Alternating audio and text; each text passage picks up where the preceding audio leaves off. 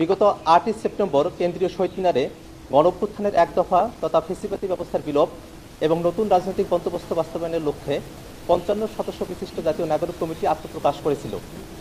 জাতীয় নাগরিক কমিটির প্রাথমিক কাজ হিসেবে ঘোষিত 8 দফা কর্মসূচির দ্বিতীয় দফা তথা ছাত্র জনতার উপর সংঘটিত নির্মম হত্যাযজ্ঞে জড়িতদের বিচারের আওতায় এনে শাস্তি নিশ্চিত করার লক্ষ্যে প্রয়োজনীয় কর্মসূচি গ্রহণ করা, বাস্তবায়নে জাতীয় নাগরিক কমিটি ছাত্র নাগরিকের অভ্যুত্থানে শহীদ ও আহতদের পরিবারকে বিনামূল্যে আইনি সহায়তা প্রদান শুরু করেছে। ছাত্র নাগরিকের অভ্যুত্থানের হত্যার শিকার হওয়া 2 জন শহীদের পরিবার আজ জাতীয় নাগরিক কমিটির মাধ্যমে আন্তর্জাতিক অপরাধ ট্রাইব্যুনালে মামলা দায়ের করেছেন। আমরা শহীদ পরিবারদ্বয়কে মামলা দায়ের প্রক্রিয়ায় আইনি সহায়তা প্রদান করেছি। বৈষম্যবিরোধী ছাত্র আন্দোলনের ডাকে বিগত 18ই জুলাই কমপ্লিট শাটডাউন কর্মসূচি চলাবস্থায় যাত্রাবাড়ী থানার কুতুবখালী কাজলা পেট্রোল পাম্পের পাশের পকেট কেটে ফেসিবাদের দোসরদের গুলিতে হত্যাকাণ্ডের শিকার দনিয়া কলেজের BA পাস কোর্সের ছাত্র শহীদ সাকিব হাসান ও বিগত 4ই আগস্ট লক্ষ্মীপুর শহরের উত্তর তেমোহনী এলাকায় গুলিতে হত্যাকাণ্ডের শিকার চট্টগ্রাম পলিটেকনিক ইনস্টিটিউটের ছাত্র শহীদ ওসমান পাটোয়ারি ওরফে ওসমান গনির হত্যাকাণ্ডের বিচার চেয়ে আজ জাতীয় নাগরিক কমিটির তত্ত্বাবধানে ট্রাইব্যুনালে মামলা দায়ের করা হয়েছে।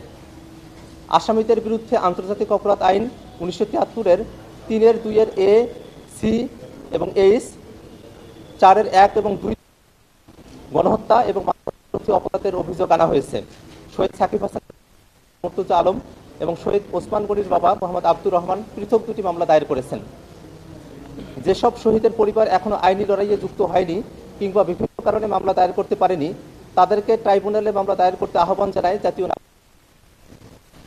আমরা মামলার তদন্তের অগ্রগতি পর্যবেক্ষণ করব এবং বিচার শুরু হওয়ার পর আইনি কাঠামোর মধ্য থেকে শহীদ পরিবারকে আইনি প্রক্রিয়ায় সহযোগিতা অব্যাহত রাখব।